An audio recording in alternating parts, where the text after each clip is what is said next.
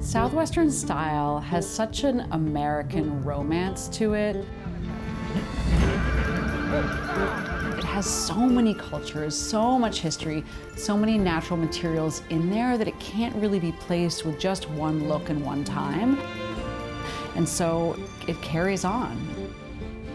These are really houses that are with the earth and of the earth, and they're meant to feel quite comforting and quite warm.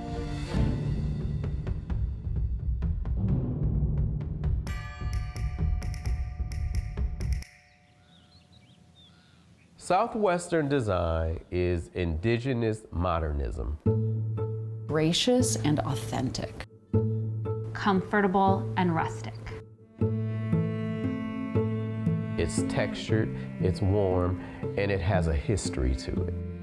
The history of the indigenous communities, the ranching culture, the landscape of the Southwest, the materials that are readily available there. There's so much that's in the landscape and outside the home that influences the interior.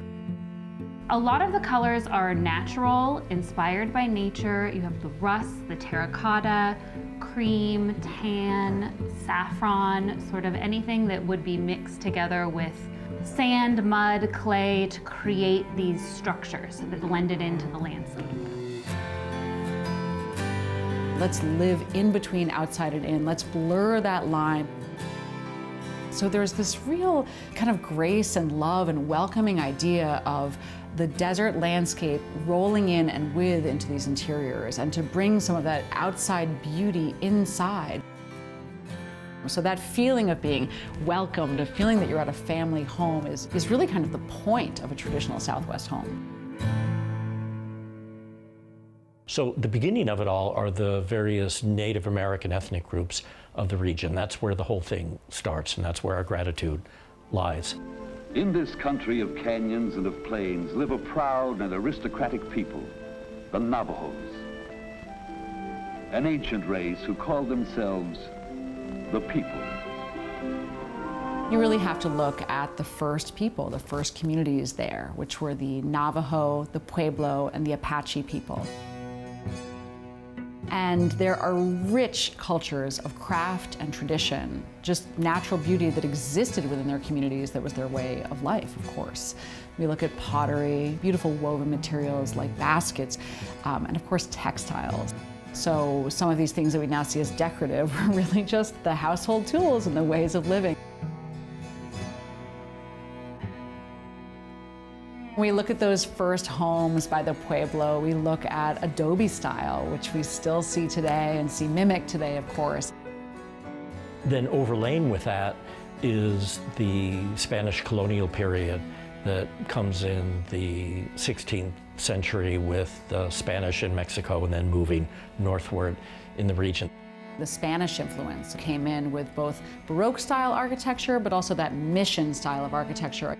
The great legacy of tile work and introducing those colors, and this is now all over homes, all over America and the world.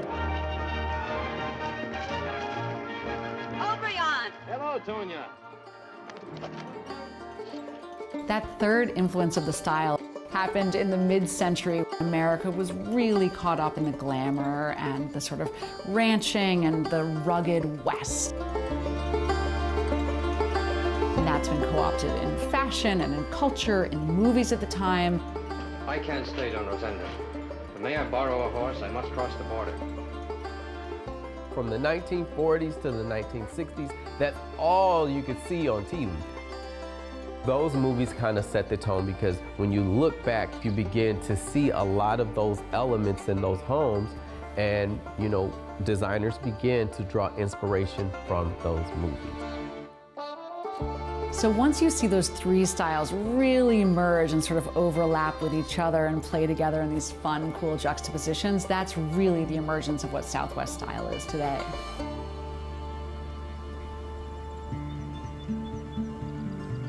One of the homes that really thrust Southwest style into the culture and that absolutely endures today, it's referenced all over, of course, is Georgia O'Keeffe's home, which is just northwest of Santa Fe. When we talk about icons, you know, that's a very strong word to use, but we have to pay homage to those who paved the way. So Georgia O'Keeffe definitely was a pioneer when we talk about Southwestern design. This is a home that is just iconic and stylish, like the artist herself.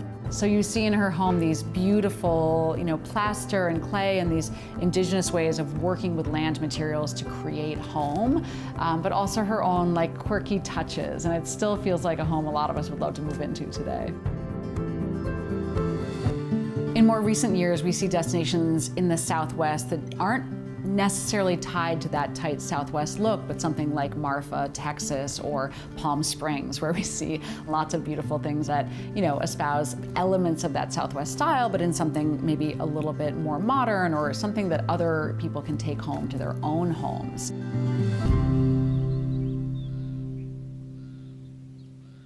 So one great interpretation of Southwestern design is this project from the Mojave Desert.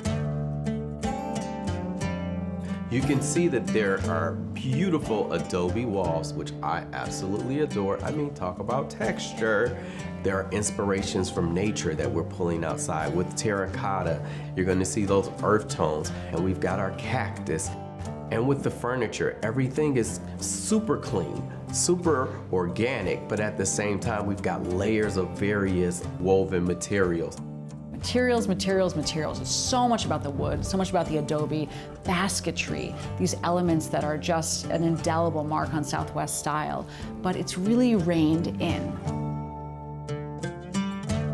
There's this lovely rough-hewn wood that you see in the front door, the exposed beams, the cabinetry in the kitchen that really brings that blending of minimalistic and rustic. In the bedroom here, you see it too, really reined back. So sort of these camel and caramel colors, this beautiful arch over the bed that really makes it sort of feel like a sanctuary.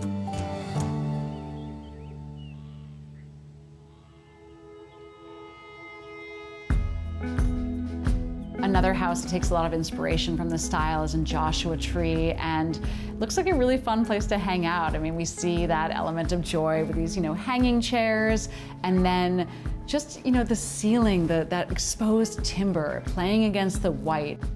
The bedroom in this home is so successful because bedrooms can get kind of bland because people want them to be these kind of, you know, earthy, beautiful sanctuaries, but this is that, and also with a hit of color from that tile. It's so cool, it's such a beautiful moment, and yet you get this really sort of like romantic sweep of fabric over it, and still, again, those great wood elements that ground you to traditional Southwest style. Another bedroom has a lot of fun with color. There's these beautiful elements of, you know, rustic, this terracotta, and these sweeps of white. And then, of course, these iconic chairs made famous by Ronald Reagan, and who built and lived in this Rancho del Cielo, which was his home and was considered the Western White House. And there's an iconic photo of him in these, you know, Aztec-inspired chairs. They're so classic today. They're really part of the style lexicon.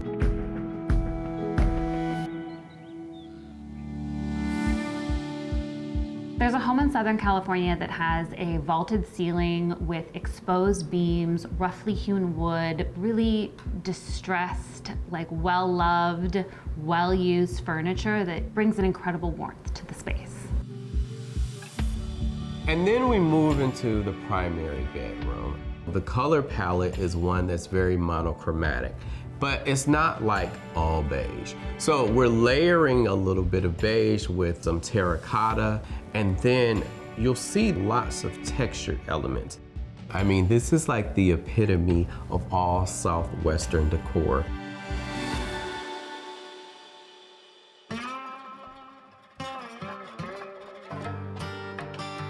When thinking about color, I always look to the landscape. In the Southwest, you have these incredibly majestic landscapes. You have the Grand Canyon, you have Joshua Tree, you have the Zuni Mountains, and there's these incredible dusty sages and pale greens mixed with clay and terracotta hues that if you think about incorporating those into interiors, it's a nice way to honor the region while bringing a little bit of color into the space.